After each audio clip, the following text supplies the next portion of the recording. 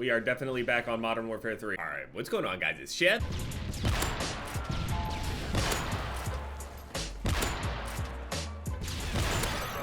Wait, what is this jump height? Wait, did you always jump this high? No, there's no way that's the base jump height. So we're here over on some MW3 plutonium because with all the recent rumors and stuff just circulating about the game, I was like, you know what? Why don't we just go and play it? I did the same exact thing with Modern Warfare 2 a year ago, where I was like, you know, I'm tired of all these rumors about Modern Warfare 2. I'm just gonna go and play it. If you guys want some more Modern Warfare 3 or any of this plutonium stuff for the older Call of Duties, let me know down in the comment section by leaving a like on this video. I appreciate it. So doing the same thing here with Modern Warfare 3, I feel so familiar with Modern Warfare 3 in terms of like the way that the weapons feel and everything, but man, why does my character float when I jump? Wait, did they remove tactical insertions out of this? I have tactical insertion equipped, but it's not there when I get in game.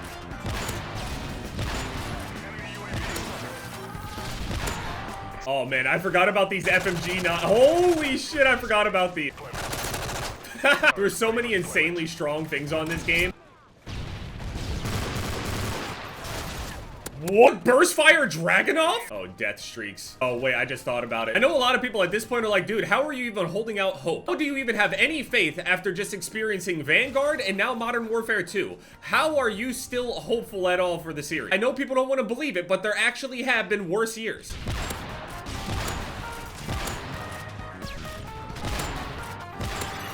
The year of Vanguard and year of Modern Warfare 2 are nothing close to the year of Infinite Warfare, Modern Warfare Remastered. You don't understand. We had two separate games split up the player base. At the time, I was really happy, and I chose to play Modern Warfare Remastered over Infinite Warfare. Although a part of me definitely wanted to experience a bit of Infinite Warfare, because I know that there are surely some people out there that did enjoy it. Camos were nice, the variants were not so nice and everything, but imagine for GFUEL 3 being an Infinite Warfare montage. So think about this. You got Infinite Warfare, which was the most disliked Call of Duty trailer of all time. It still might be the most disliked one. This was also before Warzone, obviously, and everything, so it was just Call of Duty multiplayer at that time. So the disappointment was immeasurable because it was felt throughout the entire player base. With some of these games, you could be like, I'll just go and play Warzone, or I'll just go and play the multiplayer of whatever game. You didn't really have that choice at the time. If the game sucked for the year, I mean, it just was what it was. So think about it. After 2 years of jetpacks, and I know a lot of people love jetpacks now, and it's respected now, but I'm telling you right now, back then, people were sick and tired of it. There was a reason why Infinite Warfare got so many dislikes. People wanted boots on the ground. And when we did go back to boots on the ground, it was World War II, which I personally liked, but a lot of people talk shit on that game. But we've been boots on the ground ever since. But the problem is, we're not even boots on the ground anymore with Modern Warfare 2.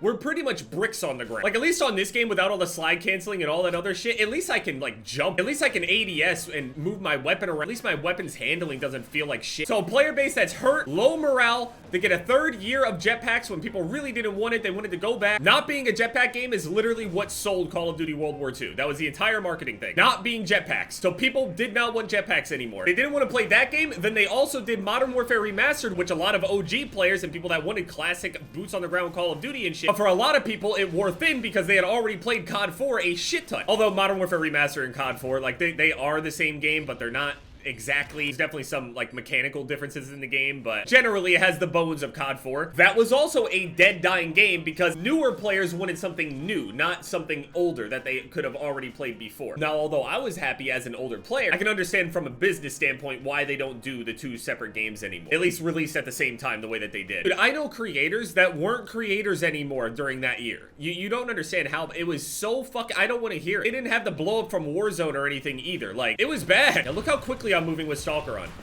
Look at this. It's so nice to be able to just do this. I'm wondering if Sledgehammer, since they did a lot of work on this game as well, I'm wondering if some of the things on this game are going to make their way over on the Modern Warfare 3. So we had the weapon proficiencies, for example. That was on Vanguard. Are they going to bring weapon proficiency stuff back? Because Vanguard had the weapon kit and proficiency, which technically counted as like an attachment, I guess. But I would like it if they brought back proficiencies. I do like that. I think going back to a pick 10 system would work. Maybe like a combination of the systems. Pick 10, but with like attachments. Because I know a lot of people like the Gunsmith, but in a way, like Gunsmith, you can do it in a better way. Really, Gunsmith is kind of a system to sell blueprints and stuff. I'm not gonna get into it, but I think there are some ways that you can make these more consumer friendly. Oh man, I forgot about these sound effects that they had over on like a lot of the suppressed weapons on this game. It's all flooding back. You know what's crazy? There's actually a video of that one quote throwback pack that they were making, which I thought they were gonna do like an M4 and an MP5 or whatever. It turns out that it is an MP5, but it's supposed to be an ACR, I guess. But the thing is, neither of them really really actually sound like the originals.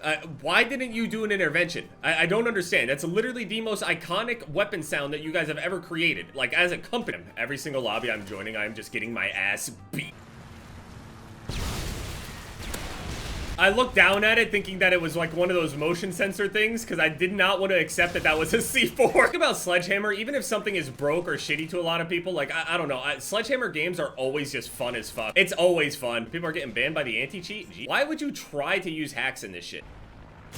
Oh, okay, you got me. I instantly died. I didn't even see red. I just died. It's hard to find a lobby that has a good connection and I'm not getting my ass beat. I played this shit for I don't know how many years in sniper lobbies and shit. Normal lobbies weren't a thing for like the past 5 years that I had played this shit. I really do like the whole strike packages thing on here though. In the bottom right, you can see my kill streak. So if you pick the assault package, it's basically just like kill streaks. And then if you pick the support package, it's basically score streaks. And then there would be a third option that gives you specialists. Specialists, instead of earning streaks and shit, you end up earning extra perks. And since perks were a bit more powerful, oh, it's so good. I leave it up to them. Good luck to them trying to figure out whether or not they want, you know, stronger or weaker perks. I miss when perks kind of felt more like an identity. That's just my opinion. Black Ops 1, like every perk in that first slot felt so powerful. Ghost, Flak Jacket. It felt so powerful to the point your character's model would straight up change depending on what perk you had on. If you were wearing Flak Jacket, your character would look like they're wearing Flak Jacket. If you had Ghost on, your character would change into a ghillie suit. Things like that. So like, for example, if there's a lightweight perk that exists, just as a hypothetical here, if there were a perk that were to exist that, say, made it so you could slide cancel, or faster movement speed, faster swapping, faster traversal, that could also change the, like, overall outward look of your character. So if you have, like, say, lightweight or something, your character will then have a lighter weight build looking character. They don't have a ton of armor on, minimal amount of gear on. So when you saw them, you kind of already knew what you were dealing with. Not that that really matters, but it's a small thing. I mean, in a way, operators and stuff kind of did that with, like, you know, Black Ops 4 and I was gonna say X-Defiant. Wow, I really miss X-Defiant. Can the game come out already? One thing that I used to do instead, since they had less controls on this game before, I would straight up turn my sensitivity down when I reg gun. The Diablo 4 Service Slam also ended, so I'm sad about that. I mean, I basically did everything I needed to do, just farm a bunch of legendaries after you hit level 20. The leveling experience felt much better this time. I don't know what they did, I don't know what they changed, but it feels a lot better. One problem is whenever I go and play these other games, it's gonna feel so bad when I go back to MW2. I mean, it's got its upsides here and there, but Assassin even counters the advanced UAV on this game. Dude, the advanced UAV on this game's kind of weak. It's not terrible, but it's no Blackbird. What did we get on Vanguard? Local informants, which basically acted like Blackbird, so hopefully the next equivalent that they make will be that good. I personally don't like the whole swiping advanced UAV thing. I don't think it's much better than a regular UAV. And I can hear all the footsteps too, and they're not too loud, they're not too quiet. There is some ninja in the game if you want to use it. That advanced UAV gives you false hope. It's like, oh, it's advanced. Surely it'll pick everybody up. I pretty much main drop zone on this game though. Once drop zone came out, it was all over. It completely changed the face of the entire game for especially all the snipers and montage community. Changed everything. God tier game mode, even to this day. It just plays so good. Honestly, the game doesn't look bad. It's just the color palette on this game was always odd. Sledgehammer always has odd color palettes and strange looking graphics and shit. I don't know what it is. It always happens to them. Even with all these different like settings and sharpening and other shit like that, like some of the shadows are weird, or some edges are weird and blurred, or there's something weird with the anti-aliasing, or like really weird odd lighting proportions. Whenever I think of Modern Warfare 3, this is gonna sound stupid, but if I were to think of Modern Warfare 3 like with a color, whenever I think of Modern Warfare 3, I think of green. Like this game just has a weird green hint over top of anything, to where even when it's blue, it's more gray than blue. Like the shadows have like a tint to them. It's odd. Look at a comparison video. Modern Warfare 2 terminal versus Modern Warfare 3 terminal. That is the perfect example of what I mean by like their color palette. It's the same map. The color palette is drastically different. And it's not like there's just a shift in daytime or something like that. No, it is drastically different. And it's not just like a saturation thing either. It's like overall the way that the colors from their base are. It's always annoying as a content creator to try to find good color corrections for a lot of these games, especially when you have to like try to consider what other people's screens are. And I mean, I love Modern Warfare 3. Obviously, the new Modern Warfare 3 that's coming out this year is definitely not going to be anything close to like this. We did think that it was going to be like the easiest layup possible to go from Modern Warfare 2019 to Modern Warfare 2, basically just build off of that game. It was already a success.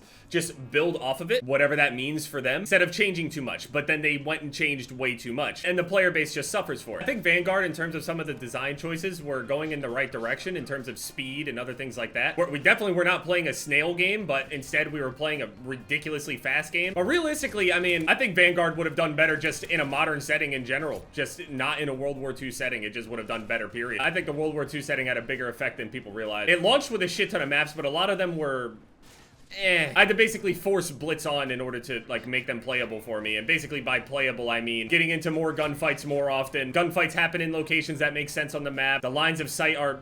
whatever. I'm not a dev. Good luck to them, man.